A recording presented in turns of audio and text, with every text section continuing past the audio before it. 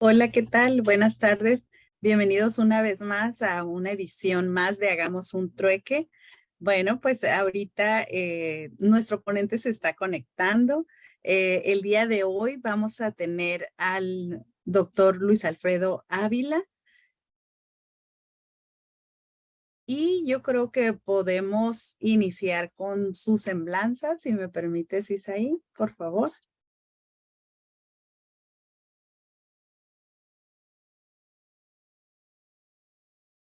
Muy bien, bueno, pues les comento, el doctor Luis Alfredo Ávila es director del Centro de Estudios China Baja California en UABC, aquí en la Universidad Autónoma de Baja California. Él es doctor en estudios del desarrollo global por la Universidad Autónoma de Baja California, maestro en economía mundial por la Southwestern University of Finance and Economics de Chengdu, China, y licenciado en contaduría pública por la Universidad Autónoma de Sinaloa. Es perito traductor del idioma chino mandarín, certificado por el gobierno de Baja California en 2018. Es docente de planta en su alma mater y coordinador de la Facultad de Contaduría y Administración de la misma casa de estudios. Posee reconocimientos al perfil deseable del PRODEP y a la excelencia académica por la Asociación Mexicana de Contadores Públicos. Es también maestro de Trade Law College y pues también nos da mucho gusto que seguimos esta semana celebrando precisamente el, el Día del Maestro, ¿no? Que nos acompañó todos ellos catedráticos de Trade Law College. El lunes nos acompañó el ingeniero Enrique y bueno, pues hoy nos acompaña el doctor Luis Alfredo Ávila, que ya está conectándose, ya está por aquí, al cual le damos la bienvenida. Bien, muchas gracias, doctora Chan, y bienvenidos a todos en este trueque. Pues como siempre, halagado, ¿no? Con esta invitación que me hacen y con gusto de compartir lo poco, ¿verdad? Que tengo de experiencia en el tema para también recibir algunas preguntas, comentarios de la audiencia. Muy bien, entonces me voy a permitir, a ver si creo que ya puedo, la presentación. Y no sé si me puede avisar aquí, doctora, si ya se visualiza. Sí, ya lo vemos, ya solo Muy bien. falta la pantalla Oh, ampliada. ok, muy bien. Pues como les comentaba ahorita la doctora Chan, el día de hoy vamos a hablar de un tema interesante por el momento en el que nos encontramos, ¿no? Todos, pues, tenemos acceso a las redes sociales, tenemos acceso a las noticias. Todos los días estamos viendo lo que pasa con este bombardeo de información sobre el yuan. ¿Realmente va a reemplazar al dólar? ¿Realmente tenemos esto a la vuelta de la esquina? ¿Qué pasa con ese nearshoring que tanto se habla de la relocalización de la economía?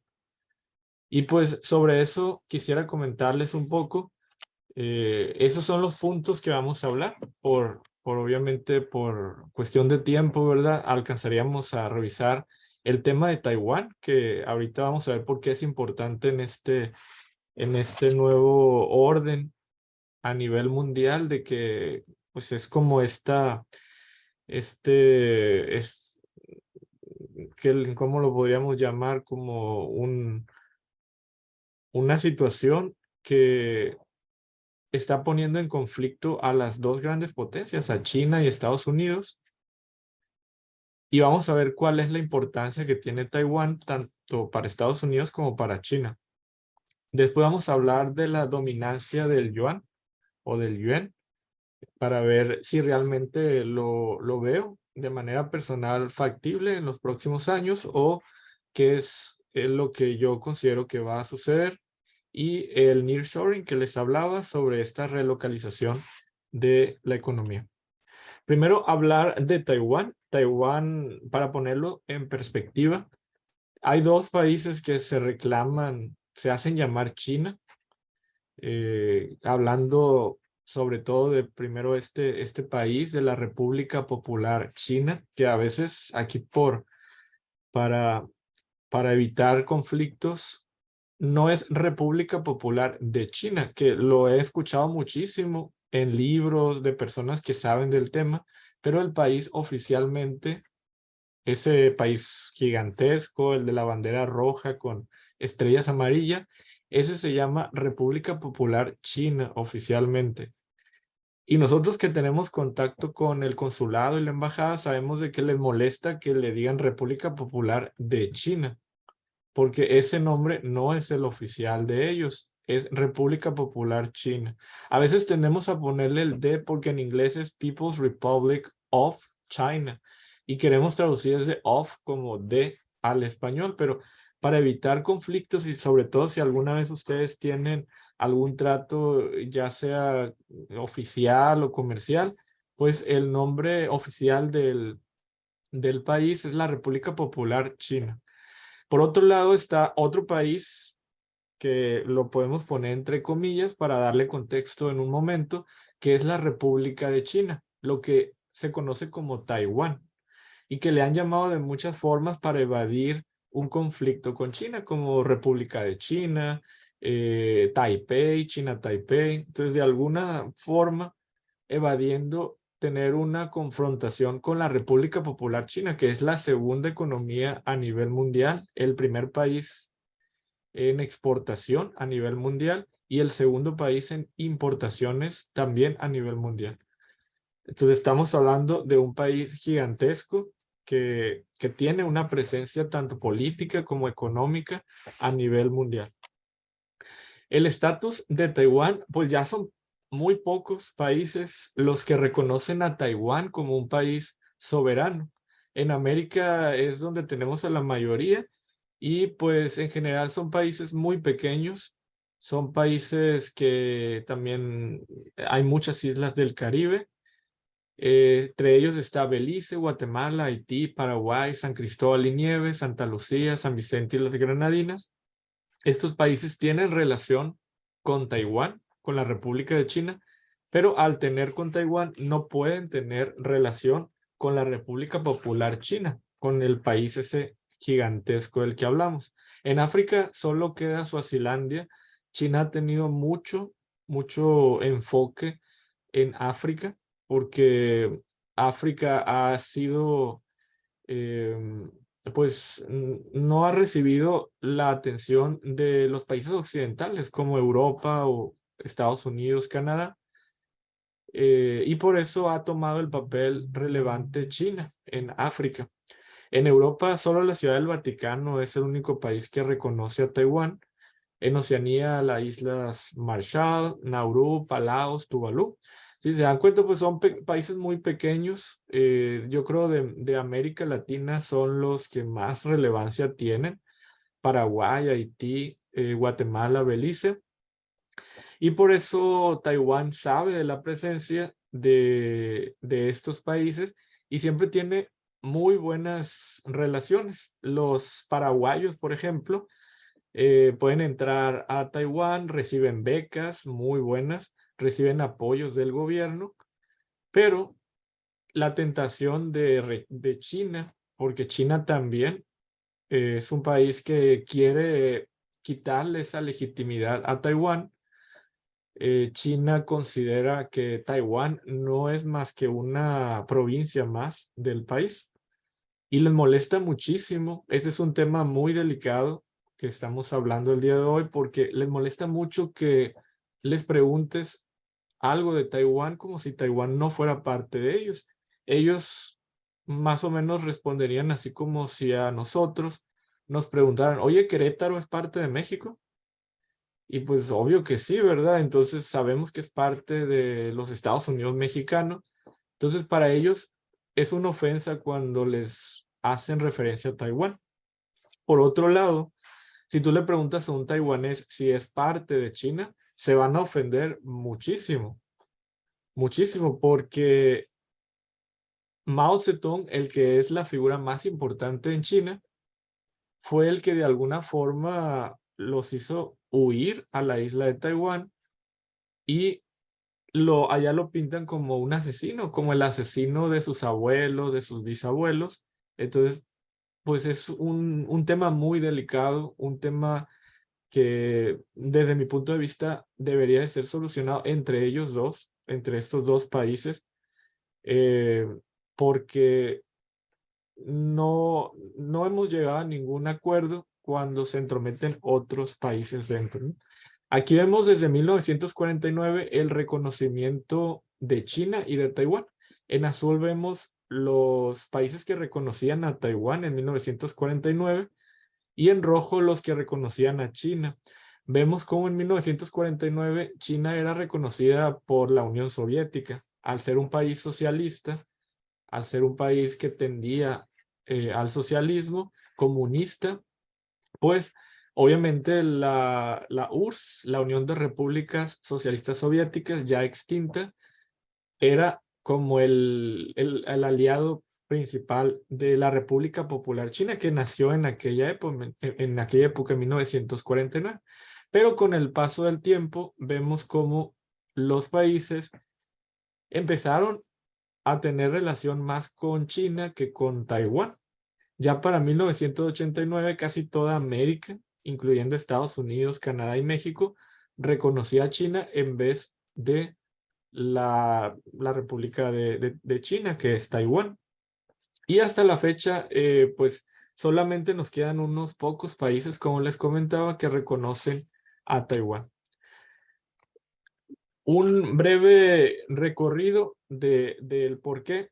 Recordemos que en 1921 nace esta figura que ustedes están viendo en la pantalla, una figura muy importante para los chinos, es Mao Zedong. Mao Zedong fue el que lideró esta, esta rebelión en contra del sistema que estaba en ese momento. En ese momento China era un imperio todavía, tenía un emperador, había gente que no tenía acceso a educación, había hambrunas, el emperador no sabía qué pasaba fuera del imperio, de las bardas del imperio. Les recomiendo ver la película El último emperador para que también se den un contexto ahí, una película muy bonita grabada allí en la Ciudad Prohibida. Y el último emperador fue, pues cuando le tocó subir al trono, era un niño, era un menor de edad. Menos, él no sabía qué pasaba, ¿verdad? Fuera del imperio, si había miseria, si había pobreza, falta de educación. Pero ya había un gusanito ahí entre los chinos de que ya basta de eso, de que los emperadores vivan excelente y el pueblo pues en la miseria, ¿no? Entonces se crearon dos grupos, los nacionalistas y los comunistas. En esos momentos, ahí les estoy poniendo una imagen, la hambruna en China era una hambruna realmente importante. Si alguna vez en conferencias me han dicho, ¿y por qué los chinos comen rata? Y bueno, nosotros no hemos pasado por una hambruna. Los que han pasado por una hambruna, y como me lo describían los chinos, de que se los contaban sus abuelos, de que el estómago se les inflamaba, un dolor increíble, hasta que ya no sentían ni dolor. Entonces dice que comían tierra, cortezas de árboles, todo lo que se moviera se lo tenían que comer porque las hambrunas así son. Entonces nosotros a veces no entendemos el por qué China es así, pero la última hambruna que tuvieron fue en 1970, en los 70, no hace mucho tiempo. Entonces todavía en su subconsciente todavía están vivas esas personas que pasaron una hambruna. Entonces, tienen que pasar muchas generaciones para que, pues obviamente, lo olviden y cambien los patrones. En aquel momento, pues todos los países europeos y Estados Unidos tenían posesiones en China. Entonces, nace también otra figura, Chiang Kai-shek, que fue quien sucedió a Sun Yat-sen como líder del Partido Nacionalista, el Kuomintang. Y entonces, pues se da una batalla entre estos dos grupos, el grupo de nacionalistas, el grupo de comunistas. Solo fue intervenido por un momento en el que Japón, ustedes saben que entró a la Segunda Guerra Mundial, y Japón tenía intenciones también imperialistas. Entonces, el apoderarse de China era como un orgullo para los japoneses. En 1937 Japón invadió a China y por un breve periodo los archienemigos nacionalistas y comunistas pues tuvieron un pacto, porque ahora los dos tenían un enemigo en común, que era Japón. Y Japón entonces era el al que tenían que atacar. Así que por ese momento los comunistas y los nacionalistas hicieron las paces para poder enfrentar a Japón. No pudieron ni juntos contra Japón. Ya sabemos la historia, solo dos bombas nucleares tan desafortunadas que asesinaron a tanta gente inocente fue lo único que pudo detener al imperio japonés para que desistiera en seguir en ese ánimo imperialista. Así que eso fue lo que sucedió. Después los nacionalistas, que ellos tenían una idea de formar una república, perdieron y ganaron los comunistas. Entonces los comunistas obviamente empezaron a atacar a los nacionalistas y la mayoría tuvo que exiliarse a la isla de Taiwán. A esa isla que es de la que estamos hablando en el primer punto, la República de China, fundaron ahí un país y al inicio ese país representaba a China. Esa isla que están viendo ahí con la flecha era el país que representaba a toda China. China estaba pasando hambres, la China comunista. Los campesinos abusivos fueron condenados por tribunales, sus tierras fueron divididas entre el pueblo, por eso es la comuna, los comunistas. Entonces, China, al ser comunista y al ganar la guerra, pierde todo tipo de relación con Occidente, que estábamos liderados en ese tiempo por Estados Unidos, como en la actualidad. Y Estados Unidos, ustedes saben que le tiene miedo al comunismo y no puede ver el comunismo. Entonces, China comunista no podría ser un ejemplo para el mundo porque iba en contra del patrón de desarrollo capitalista que promovía Europa y Estados Unidos. Entonces, a China no le quedó más opción que aliarse con la URSS, con la Unión Soviética. En aquel momento con Stalin se crearon muchos apoyos, escuelas, colectivos agrícolas, pero China tenía que pagar esas deudas a la Unión Soviética y la Unión Soviética le permitía que pagara con especie. Así que los chinos tenían que producir y producir maíz, arroz, carne, etcétera, pero casi en la totalidad de la producción se iba a la Unión Soviética para pagar esa deuda. Entonces, provocó una hambruna en China porque los chinos trabajaban día y noche, pero al final no se quedaban con esa producción, la tenían que pagar a la Unión Soviética. Más adelante se da el gran salto y la revolución cultural, que a pesar de que suenan muy bonitos, hubo mucha gente que murió. La política en ese momento de los chinos era trabaja durante 3 años y vive feliz 1000 años. China no podía ir tan rápido y cumplir con la Unión Soviética. Se eliminaron instituciones en 1966 y adversarios fueron eliminados. Hay documentales de personas que lloran porque no sabían el daño que hacían, pero cuando tu maestro en primaria o secundaria te hablaba de que, oye, el comunismo no está bien, los mismos alumnos denunciaban al maestro y los desaparecían. Entonces, he visto documentales en donde salen sobrevivientes de esa época, en donde cuentan que ya de adultos se arrepienten de haber denunciado a ese maestro porque no pensaban, obviamente en su niñez, en su adolescencia, que lo que le esperaba al maestro era la muerte por estar en contra de los ideales del partido. Y eso está documentado todavía. Nace una nueva China con la entrada de relaciones con Estados Unidos, sobre todo, alejándose un poco de la Unión Soviética, porque la URSS, de ser su mejor enemigo, su mejor proveedor, después de no poder cumplir con todo lo que la URSS le solicitaba, China se fue alejando y perdió relaciones con la URSS. Entonces se empezó a acercar ahora con el bloque occidental, con Estados Unidos, por ejemplo, en 1972. México lo hizo también en 1972 con Luis Echeverría Álvarez. Entonces que empezaron a hacer una serie de relaciones y se reunieron en 1973 para fortalecer los lazos bilaterales. Después de eso, China tuvo una larga historia que no vamos a entrar a detalle, pero llegó un personaje que se llamaba Deng Xiaoping, y Deng Xiaoping cambió la visión de Mao Zedong, porque mientras estuvo Mao Zedong liberó al país de los nacionalistas, creó el Partido Comunista, pero Mao Zedong tenía una idea de una China cerrada, una China que no necesitaba el exterior, una China que no fuera para nada capitalista, todo tenía que ser comunista. Cuando llega Deng Xiaoping, yo personalmente creo que él fue el que cambió a China. Fue un líder visionario, un líder que dijo, sí, China va a ser comunista, pero también va a ser capitalista económicamente, la clave del éxito de China. Y Deng Xiaoping dijo la frase tan famosa, que no sé si la han escuchado, pero él dijo, no importa si el gato es blanco o es negro, con que case ratones, con eso es suficiente. Lo que quiso decir es de, no importa si el país es comunista o capitalista, no se estén quebrando la mente.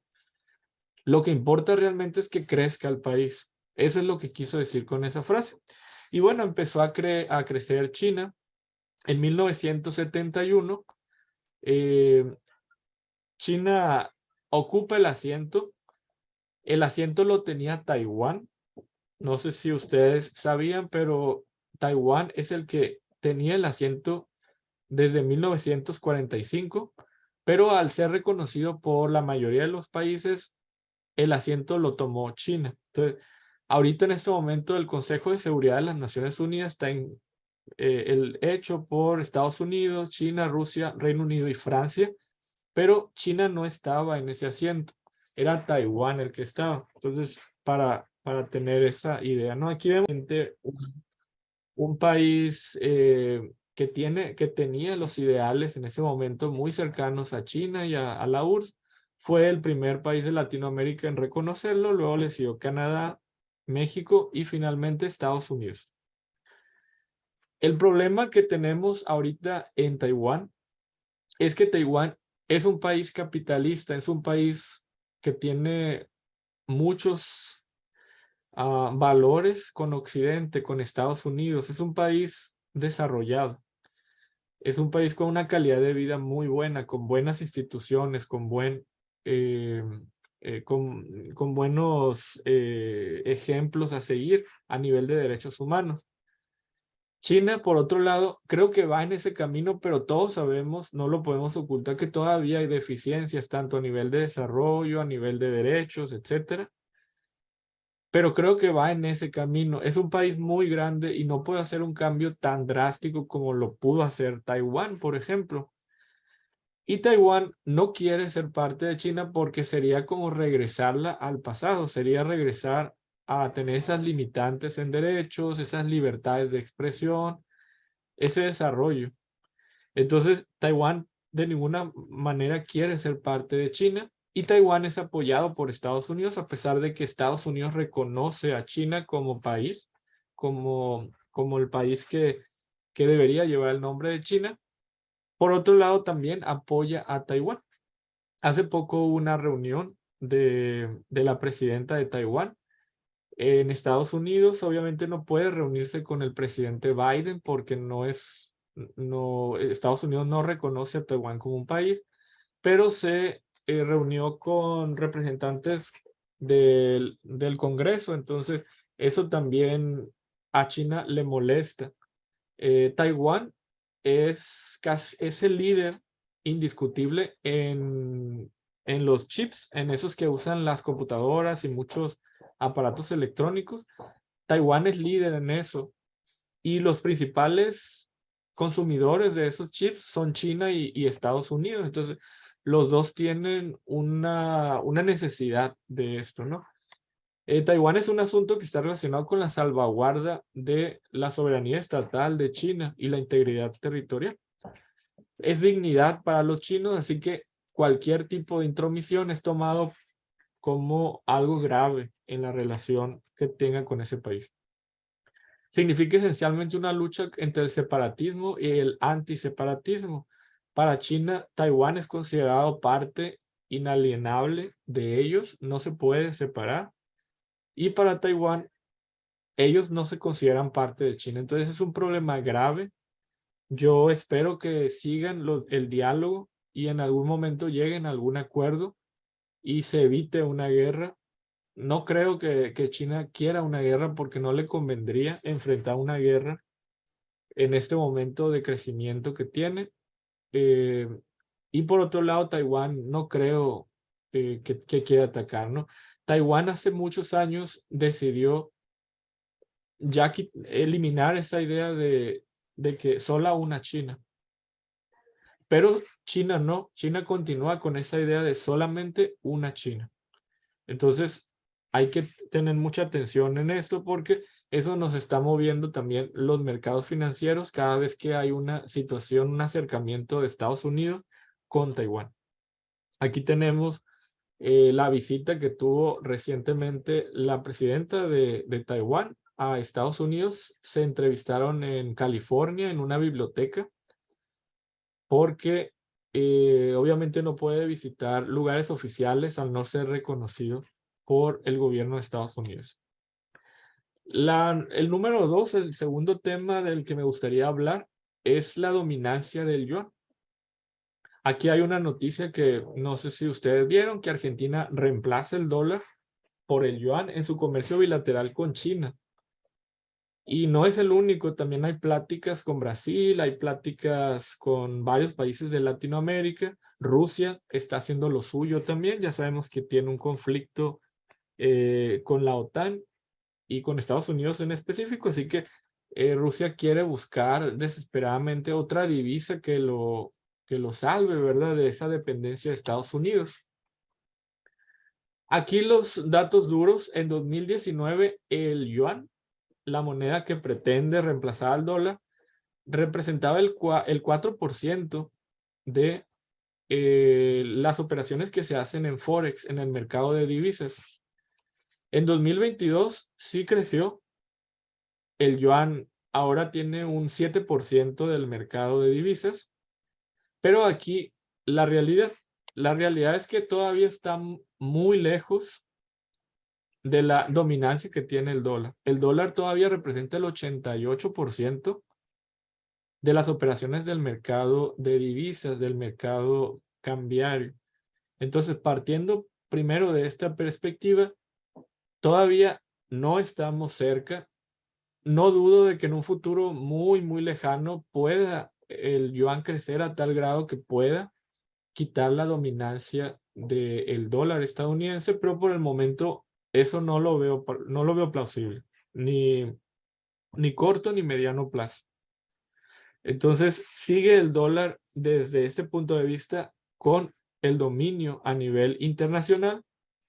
Además, el dólar sigue siendo la moneda de reserva por, por unanimidad.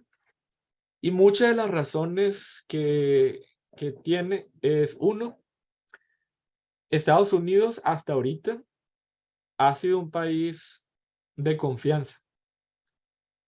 Siempre ha salido. Ellos tienen algo muy bueno que otros países no tienen, que le llamamos señoriaje. ¿Qué es el señoriaje? Es esa capacidad que tiene un país de aplastarle al botoncito de la máquina e imprimir billetes como quiera. Ese sistema lo ha tenido Estados Unidos y cada año han estado elevando el techo de la deuda más y más y más. Ahorita, justo en este momento, Biden está comiéndose las uñas porque necesita elevar el techo de la deuda. Ustedes han visto las noticias y el Congreso no ha querido. Lo más probable es que lo eleven porque si no elevan, van a detener los pagos que tienen que hacer. Estados Unidos emite deuda a un año, a 2 años, al tiempo que sea, pero tiene que pagar esas deudas que tiene a su vencimiento. Y todos los años llegan documentos a su vencimiento. Todos los años tiene que cubrir esos intereses que prometió a esos que le compraron una deuda hace 5, 10, 15, 20 años. Entonces, el día que Estados Unidos no cumpla con sus obligaciones financieras, en ese momento el declive del dólar, ojo porque ya va más fuerte. Aquí sí yo les diría, va más fuerte. Pero Estados Unidos tiene el señoreaje, que es tener el dólar. Argentina, por ejemplo, para poner en contexto, Argentina también tiene una maquinita, pero su maquinita imprime pesos argentinos y la ha utilizado siempre. Siempre está imprimiendo, imprimiendo, por eso la inflación en Argentina, porque el peso argentino lo han impreso, impreso, impreso, y ustedes saben, en economía, mientras más dinero hay en el mercado, pues eso genera mayor inflación.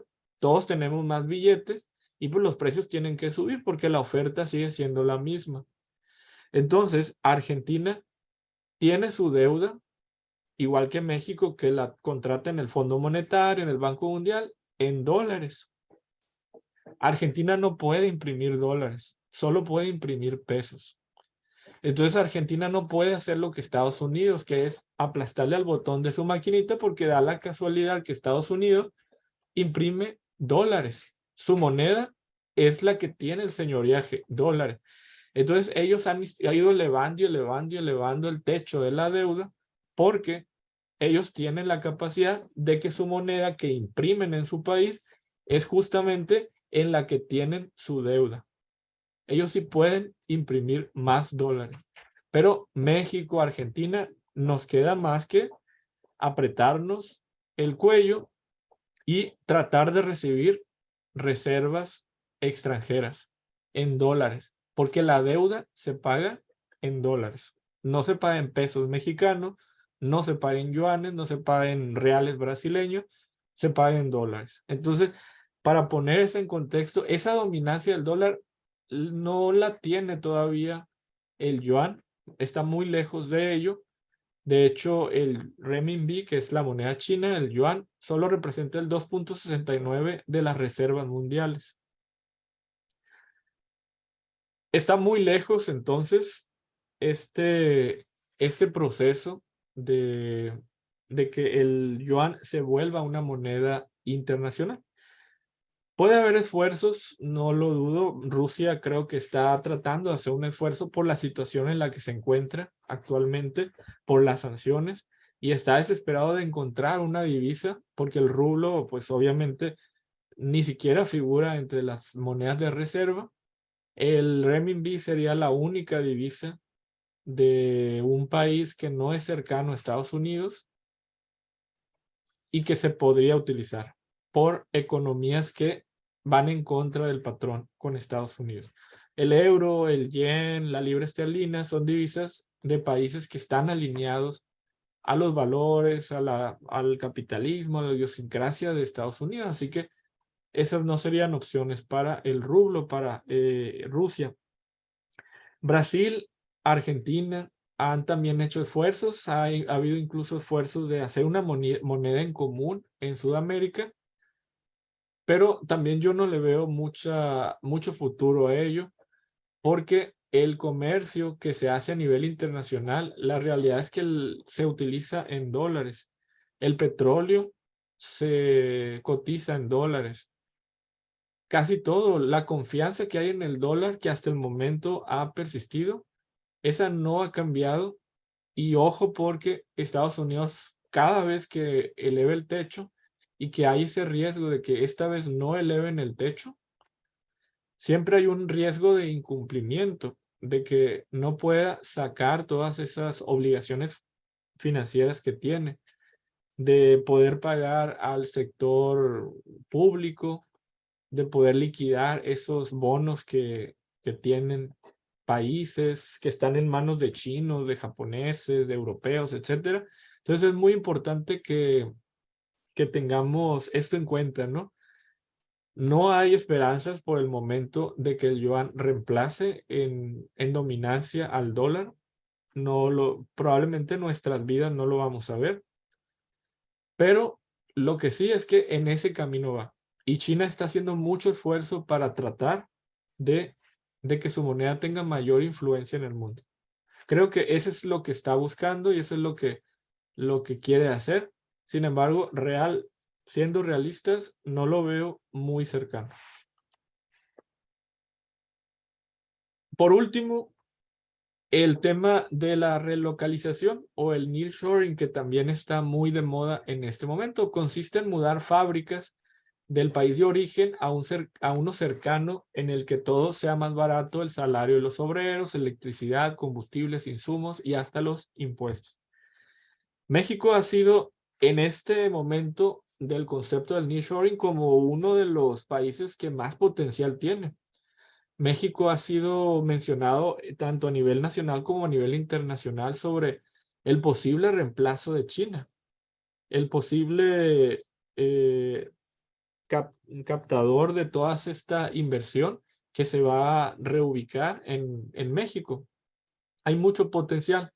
Sin embargo, también igual, a lo mejor me van a decir que aguafiestas, ¿verdad? Pero ya saben que en el trueque hay que decir la verdad. Y la realidad es que no lo estamos aprovechando, ¿verdad? Ni tenemos la capacidad. China tiene una infinidad de puertos.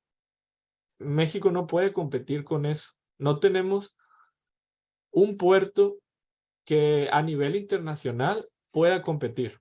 Ahí les estoy poniendo los puertos más importantes del mundo y ningún puerto mexicano aparece. Tenemos obviamente puertos importantes, ¿verdad? Como el de Manzanillo, aquí en Ensenada tenemos uno, pero a nivel internacional no figuran como un puerto para poder tener ese comercio que necesitamos para entrarle al nearshoring. Entonces, desde ese punto, México no está preparado. Habría que poner mucha atención en modernizar, en ampliar los puertos, porque eso va a ser punto clave. México tiene mucho potencial, eso no es discutible. Tiene salida tanto al Océano Pacífico como al Océano Atlántico. Está en una posición geográfica que nos envidian muchos países, frontera con Estados Unidos y intermediario con el resto de Latinoamérica. Entonces, México tiene muchísimo potencial, pero se necesita muchísima inversión en los puertos. Así que este es un punto en el que China nos aventaja y pues no tendríamos, ¿verdad? Mucho potencial. Aquí están los 10 puertos más importantes. El número 1 es el de Shanghai. Esto fue en 2021 durante la pandemia. Segundo está Singapur, luego otro de China, luego otro de China, luego otro de China, otro de China, uno de Corea del Sur, otro de China y ahí aparece Long Beach, que para nosotros Long Beach es un monstruo, ¿verdad?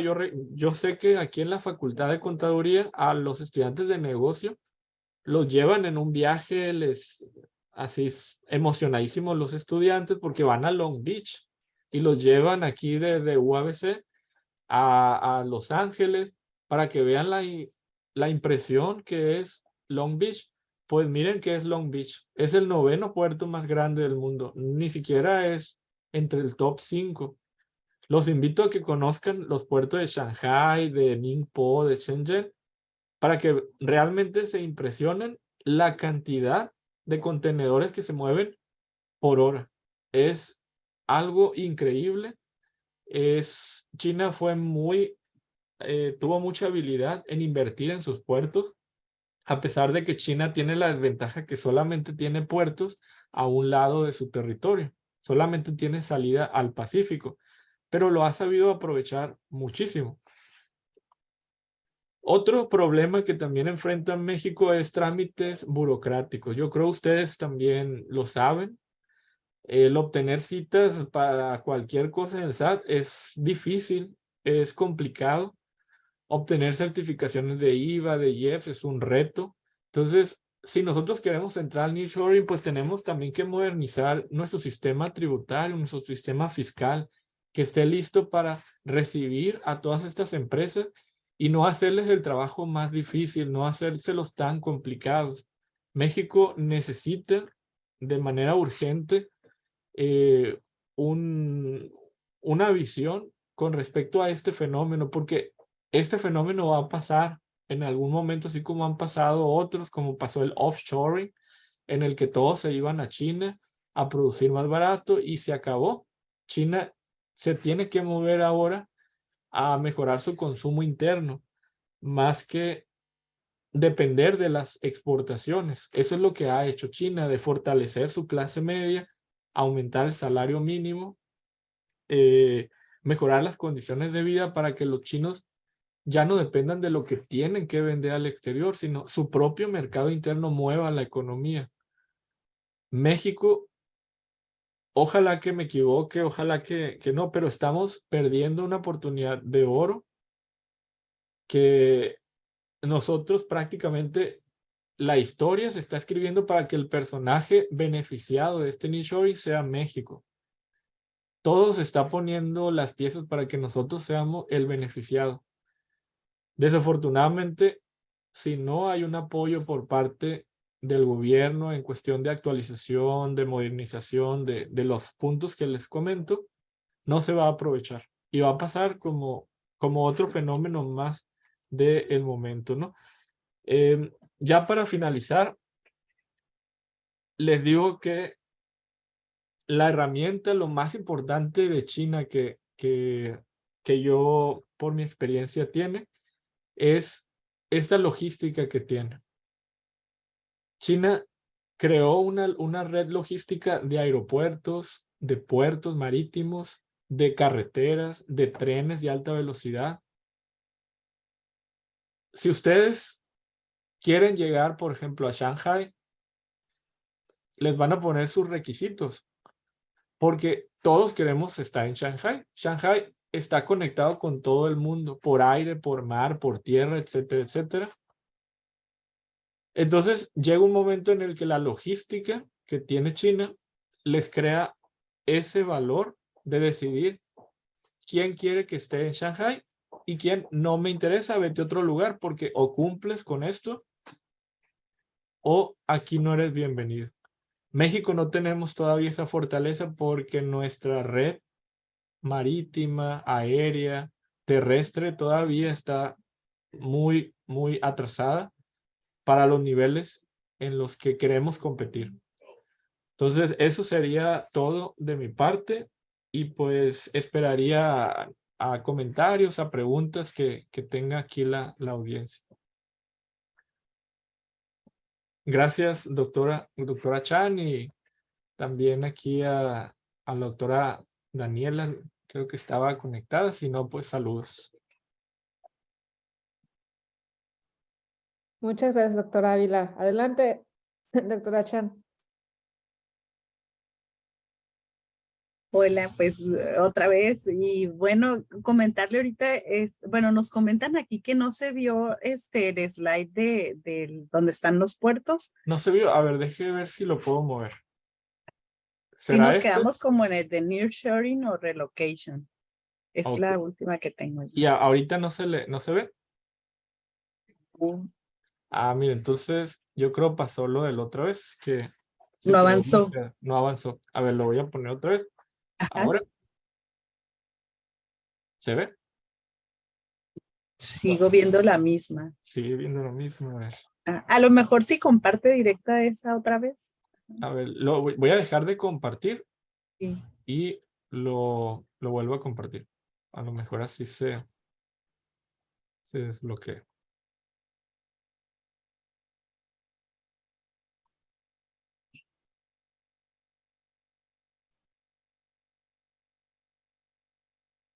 Ahora Ahí ya sí. la vemos. Sí. Sí, ya. A ver, lo voy a abrir a ver si se mueve porque...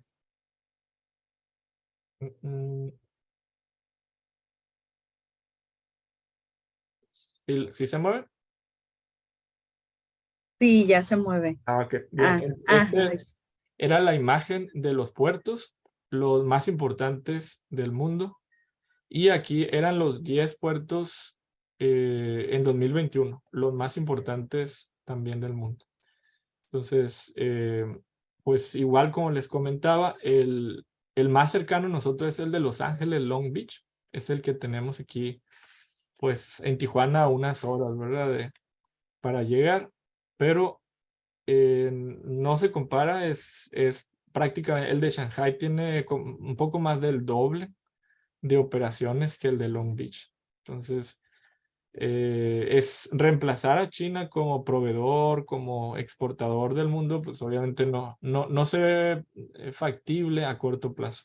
Doctor, pues muy interesante su charla, la verdad es que siempre es muy ilustrativa. Y bueno, de parte de todo el equipo de TLC Magazine México, llegamos a un trueque, le queremos dar este reconocimiento virtual al doctor Luis Alfredo Ávila por hacer un trueque en la plática virtual con el tema Entorno político y económico de los negocios 2023 con énfasis en Asia, el día 17 de mayo del 2023, firmado por el doctor de la Torre y su servidora. Muchísimas gracias, doctor Ávila. Un placer No, verlo. muchas gracias a ustedes. Y como siempre, gracias por estar en los trueques.